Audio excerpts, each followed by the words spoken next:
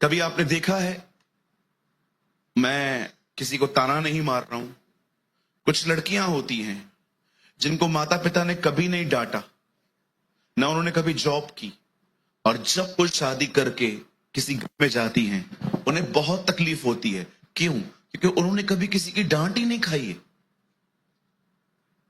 अब वो नए माहौल में कैसे रहेंगी? फिर हर दिन कॉल आता है सीधा मम्मी को, मम्मी मैं आ रही हूं, और मां भी बोलती है आजा बेटा आजा। कहिए अपने पास वाले को ये गलत है।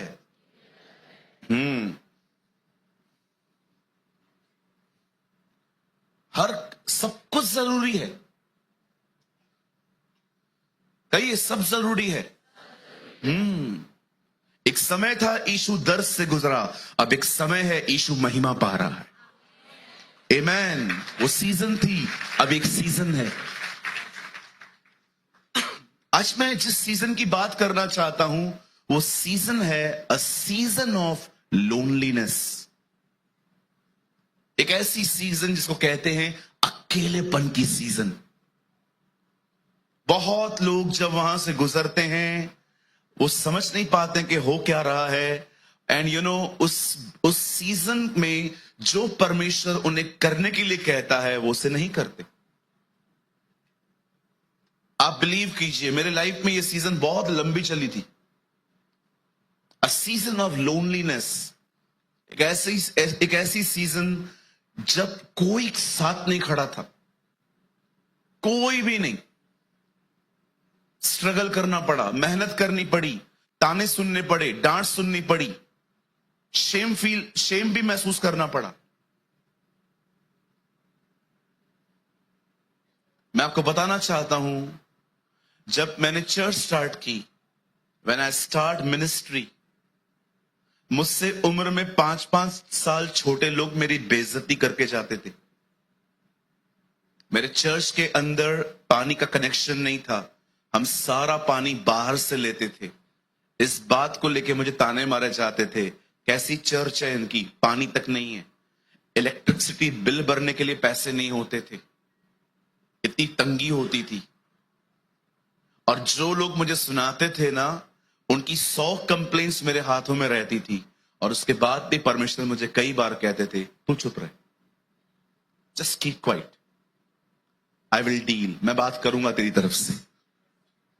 मैं आप में से हर एक को कहना चाहता हूं, हो सकता है इन दिनों में आप सोचते होंगे पता नहीं ब्रदर साथ क्या हो क्या रहा है, इतने सालों से हम हस्बैंड वाइफ साथ में रह रहे हैं, सडनली हम में झगड़ा, ईगो इशू, क्लैशेस, पता नहीं क्या क्या हो रहा है।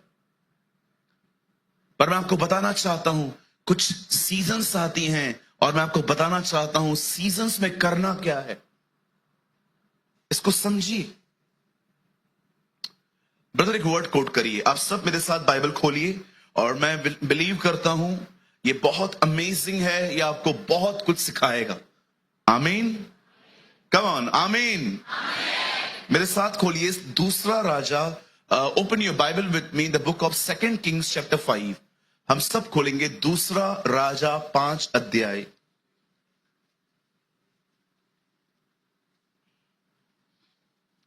छब्बीस वचन।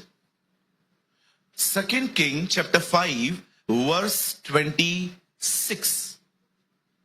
थोड़ा मॉडर्न टर्म्स में मैं इसको थोड़ा सा ट्रांसलेट करता हूं। क्या ये समय सारा दिन मॉल में घूमने का, सेल्फीज निकालने का, आईफोन 15 प्रो मैक्स सारा दिन चलाने का है?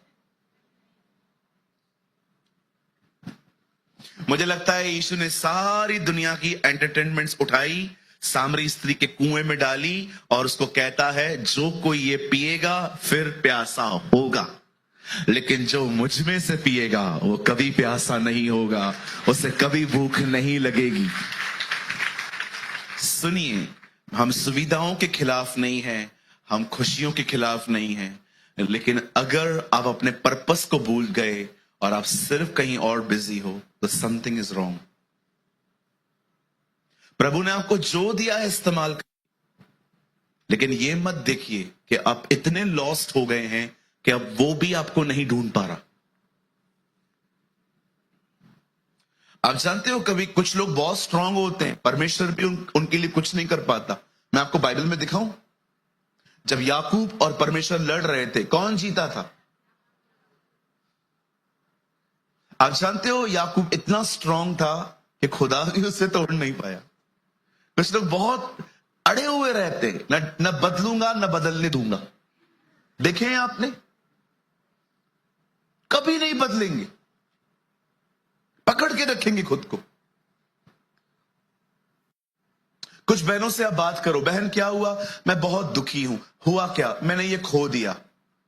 बहन प्रभु आपको वापस देंगे। वो तो जब देंगे तब देंगे, लेकिन अब तो खो दिया ना। ओके बहन, मैं मानता हूं आपने खो दिया है, प्रभु आपको देंगे। ठीक है भैया, मैं बहुत धन्यवाद करती हूं, प्रभु मुझे देंगे, लेकिन मैंने खोया तो है ना। बहन आपको पता है आपको क्यों नहीं मिल रहा है? क्योंकि आप पुराना नहीं छोड़ते हो। बाइबल कहती है पुरानी दाखरस नई मशकों में नहीं भरते। कहिए अपने पास वाले को, पुराना छोड़ो नया पाओ। हाँ,